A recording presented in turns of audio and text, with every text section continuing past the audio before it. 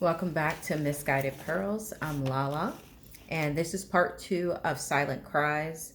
I had to wait for the other one to upload, which can take forever, so I'm going to go ahead and get this out. I'm going to give you a heads up. I do live in New York City. I say that to say in the future, there's some background noise, my neighbors. But today, I got some neighbors. I think they're celebrating, so you may be hearing some music in the background. The music is actually not normal, so it's actually a celebration for me because the kind of noise I'm used to is not that, and so I am very grateful for the music. So right now, I'm wearing earplugs. I wear those usually because of my neighbor's noise. But if you ever want me to do a video on that, I have to create a whole other page for that type of information. Trust me. But yes, music is great for me. So I refuse to not put up part 2 of this. And so we're just going to disregard that noise. I hope it is pleasing to your ear if you hear it. Misguided Pearls, guys, this is just a place for women to have a safe space to speak. I speak pretty much for women in regards to either being in a narcissistic abusive relationship or coming out of that, and just the roller coaster healing process that is. A lot of people misunderstand that once you come out of the relationship, you do a little healing work and you're good to go. And that is not the case. But I give this as a safe space for women to encourage each other, to talk about what they've experienced, as well as the process of coming out of that. Also a space just for friends and family members who either know someone that's been in an abusive relationship or suspect that they might be. This could be something that's informative to you, just to kind of understand what it is we've gone through, why they stay, sometimes also why we're not able to speak and why we're not able to express it. Oftentimes people wonder why we don't come to friends or family members, why we don't speak out, or most important, why does it take so long to tell our stories? And every single situation is different. Every person who is a survivor of this goes through they process different. I like to think it's based off of your upbringing, just the environment that you were brought up in. Also, just the nature in which you were groomed by your abuser. So that's going to kind of tailor how you function, whether or not that abuser is a friend or a family member, whether or not this is a lover. Now, in my case, personal experience, I was married to a narcissistic abuser, and I am happily divorced. I think by the grace of God, I actually got out of that easier than most, and that is one of the things I do give God glory for. I want to be clear that there are so many ways to get out, and a lot of it is going to be practical. But I just want to encourage you, if you're going through it, you're not alone. I do encourage that it is something to get help, get counseling if you can, if you're able to. Do a lot of research on people who have been through the experiences. I try to speak every now and then on people I know that have encouraged me through my journey. There's Dr. Romney on YouTube. She's amazing. She's a licensed psychologist. And she was just amazing with giving practical understanding on what in the world narcissistic personality disorder was, and the difference between that and a regular toxic or abusive relationship. There was also Pastor R.C. Blakes Jr. He's on YouTube as well. He has several channels. The channel that I tuned in, where I found him, which taught me a lot about narcissism, was it's under just his name. He has one for his church, and then he just has one where he just speaks to women. The one where he speaks a lot on narcissistic abuse is basically a practical place of just understanding what it is, what are some of the patterns and behaviors of men, and his own personal experience with dealing with these people, just having a public persona and having a lot of people come into your space. You will, eventually run into this. But when you have that up close relationship, that personal, intimate relationship, it is something that forever changes you. So I think people need to understand that more. That's why I'm making these videos. I'm hearing about it everywhere. And I guess the thing that really got my heart to speak was not only do I have experience, but I understood that there are people who were just using the term towards anything that was, toxic, or if they saw a couple of narcissistic traits, which plenty of people have. But the actual disorder is very different when you experience an intimate relationship with that. So where we left off was just basically me talking to you guys about how I found out. And for me, as I said in the previous video, I had dated someone for a year that I found out had NPD. And through that research and that experience, that led me to facing my truth. And the facing the truth I had to go through was understanding this had happened to me twice.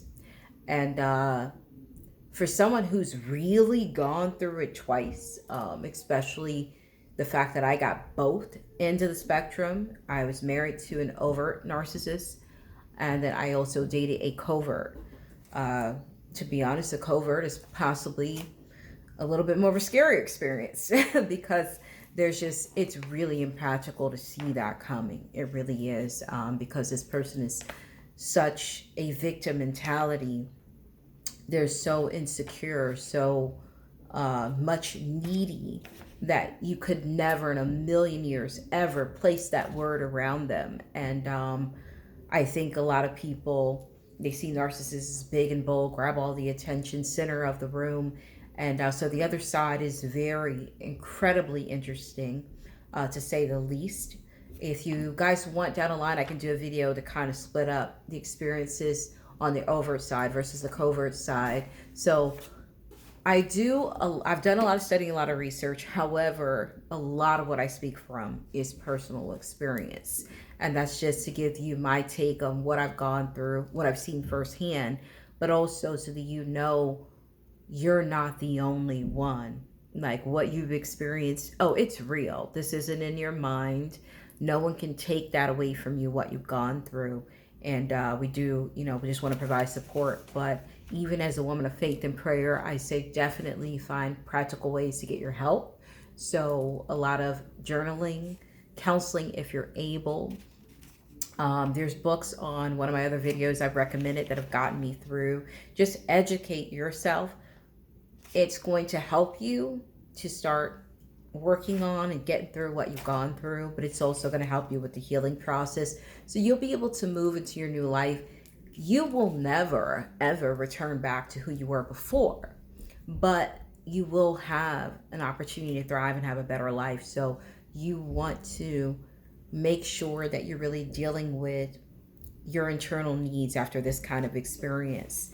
And those that you know, a friends or family member that have gone through it, you want to do your best to try to be supportive of them as well, because you cannot imagine just what they've gone through, what they're experiencing, what they're feeling. And it can be taxing, absolutely taxing.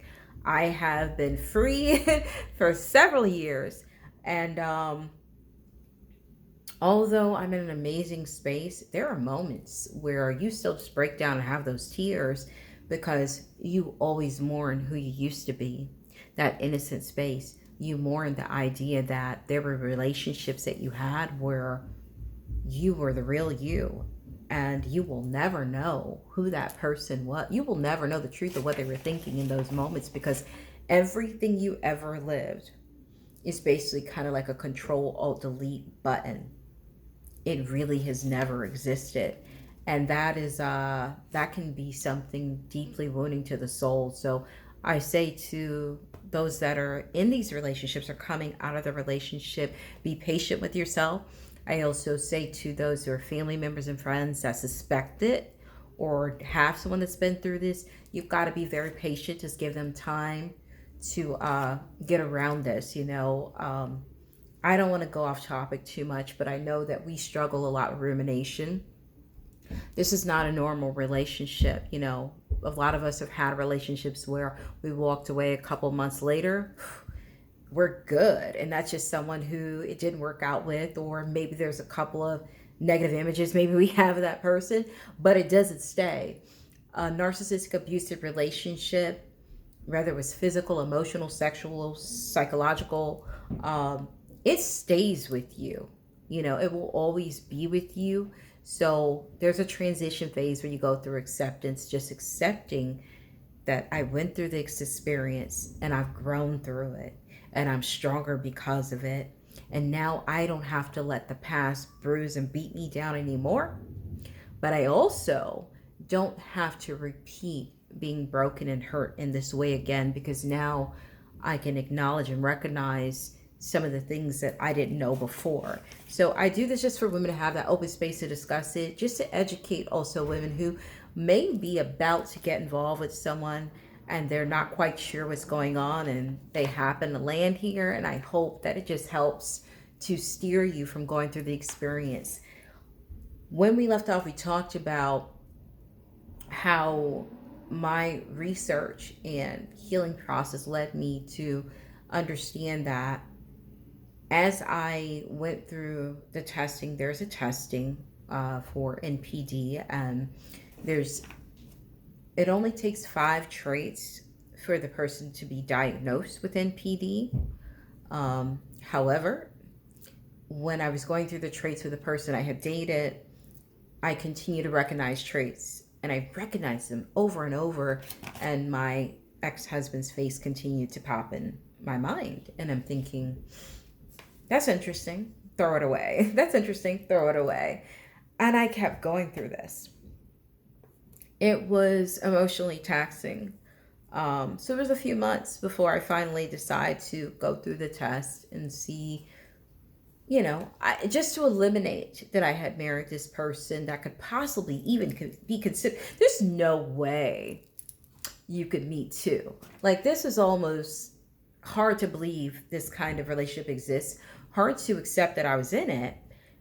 And you're going to tell me there might have been there's no way, is what I'm thinking. So I do it just to eliminate him.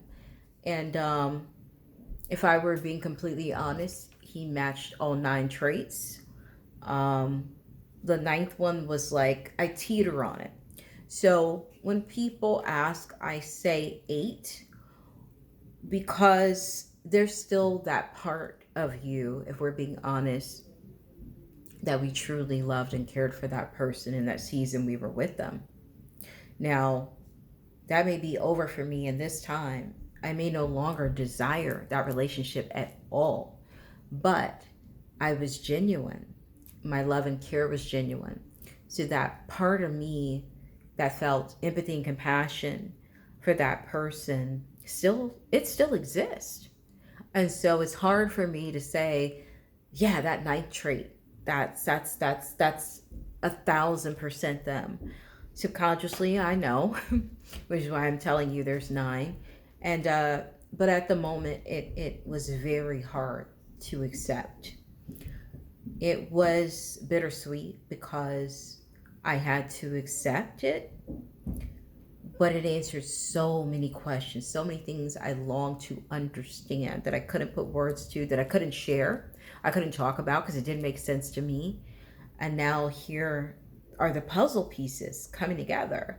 So on one hand, it broke my heart. It was,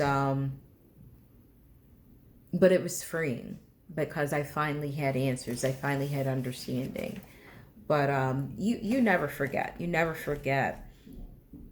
The reason why this ended up happening to me, as we were kind of discussing some of the repeat offenses and how, the reason why you get into this, when you're in the relationship with them,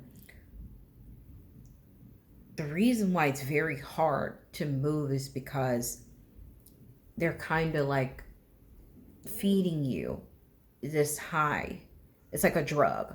They continue to pour into you and pour into you. They pour everything into you and they overdose you. So they have you hooked on this expectation, hooked on this feeling. And then at some point, in most cases, they try to isolate you in as many ways as possible. Isolate you financially, where they make you dependent on them financially. Isolate you emotionally, where they make it that you depend on them emotionally more than any friends or family members. If they can do their best, they'll break down some of those relationships. They will move you away. And it's not one of those things where it's just like, hey, we're moving here, let's go, that's it.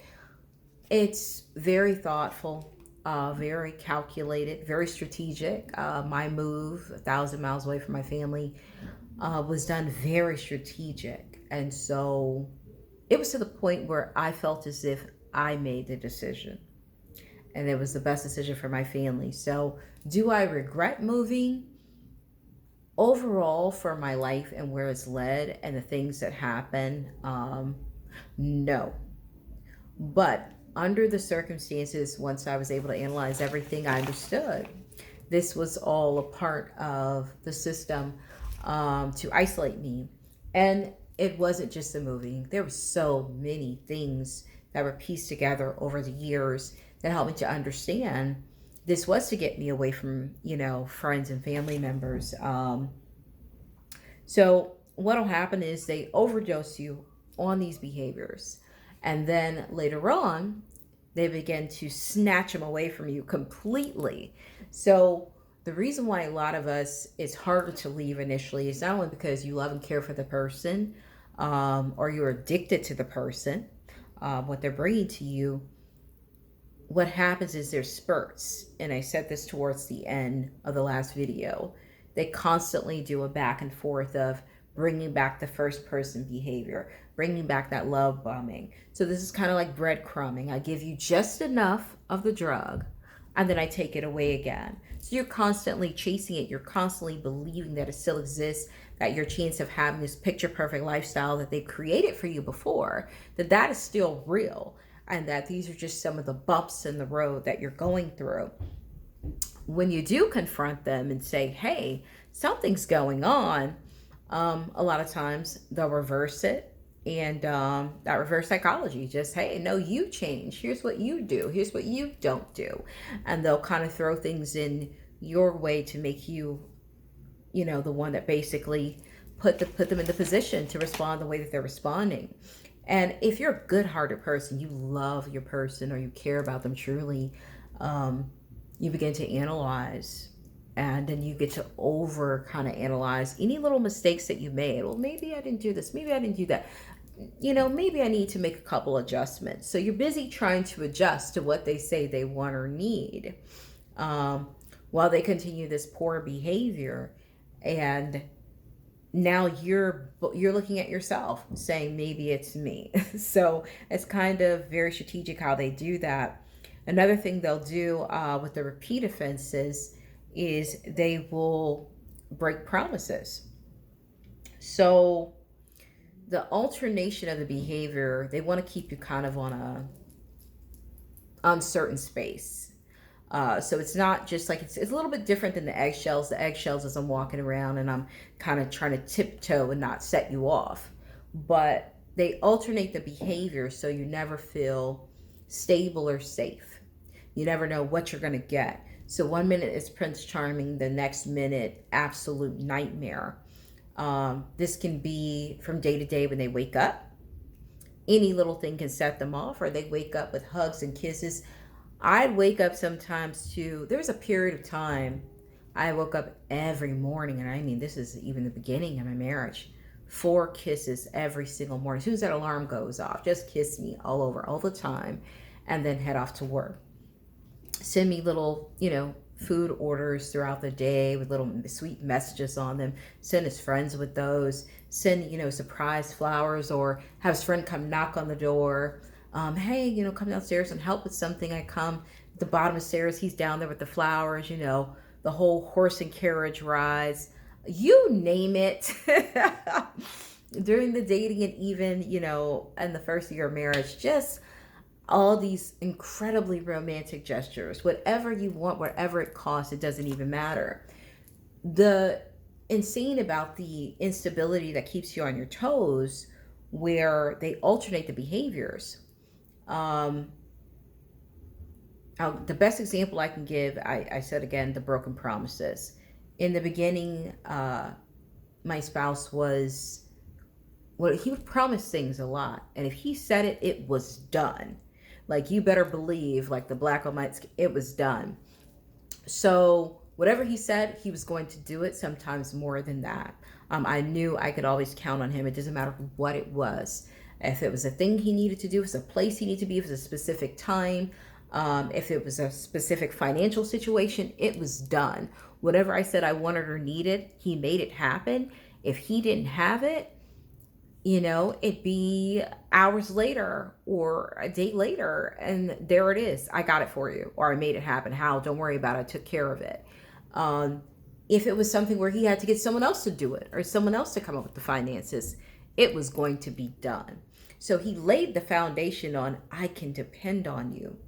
That foundation was laid so strong where it was like, if he was coming or going places, I knew where he was going to be. If he was not with me, he'd call and say, hey, my friends want to hang out. Can I go out with them? Is that going to be okay with you? And I'm like, that's weird, asking me permission, but okay, maybe you're showing me respect. Great, go out with them. So what happens is when they start alternating the behavior, then it turns into, I'll be there at 6. Comes at 6 exactly. Next time, I'll be there at 3. Doesn't show up.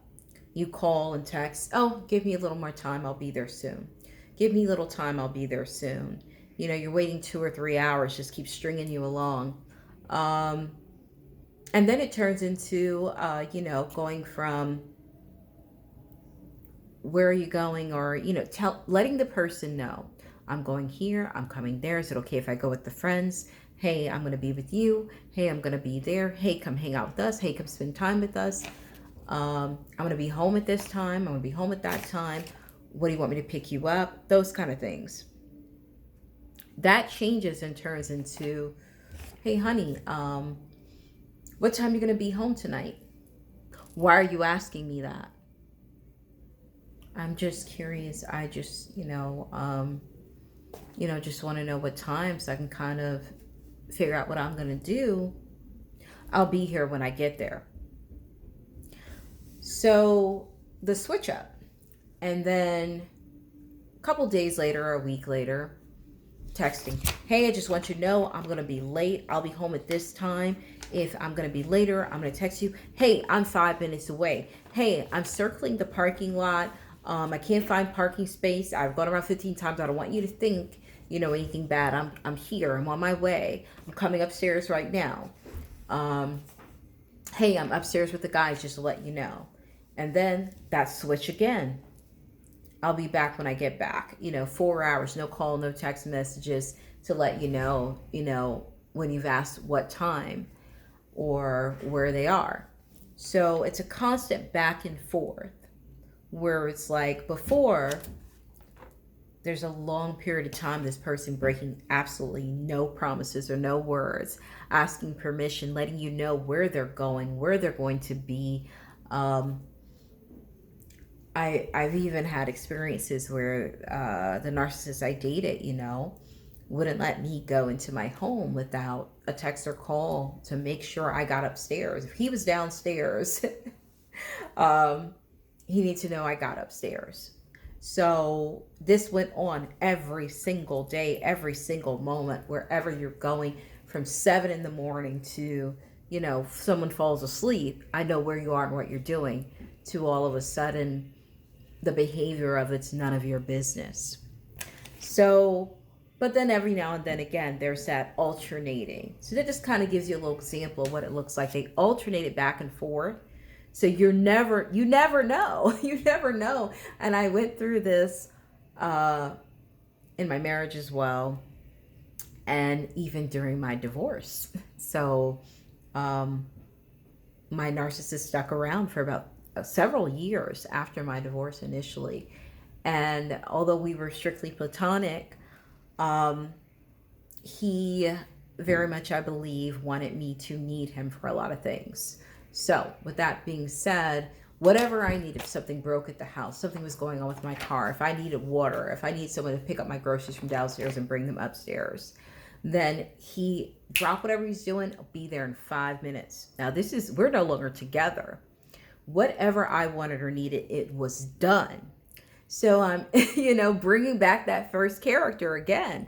So it's very, very confusing when they do this. A lot of times they play different types of, there's ways that they play victim with you by,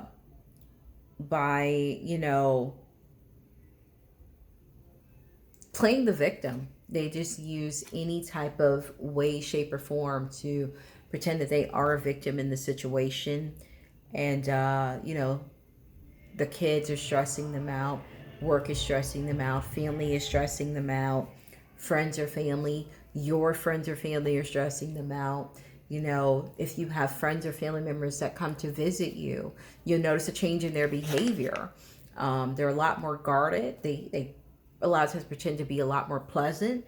But you even notice sometimes an obsessive behavior, and needing to know everything that's said and done when another person that you could possibly trust is in your presence in front of them.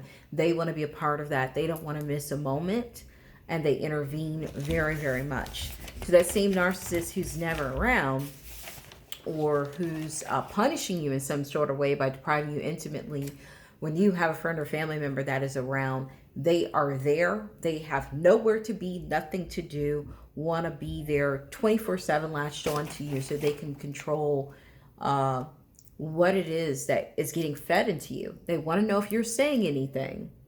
And they also want to know what is going on with you and this friend. They want to still be in control of that. So that's done a lot of times, just a control mechanism, another way of controlling. With the narcissism, most people, and I've repeated this before, a lot of times you go through isolation. All too often, they do keep you isolated. Is very strategically done. Like I said, I was moved 1,000 miles away. That's basically to be able to keep you, you're already emotionally attached in a relationship, but it's also done to keep you out of your right mind, because if you were close or you had an escape when things got bad or when things got a little rocky, you could go away and separate yourself and get away and have people pour the right things into you and begin to think, wait a second, they don't want you thinking too much.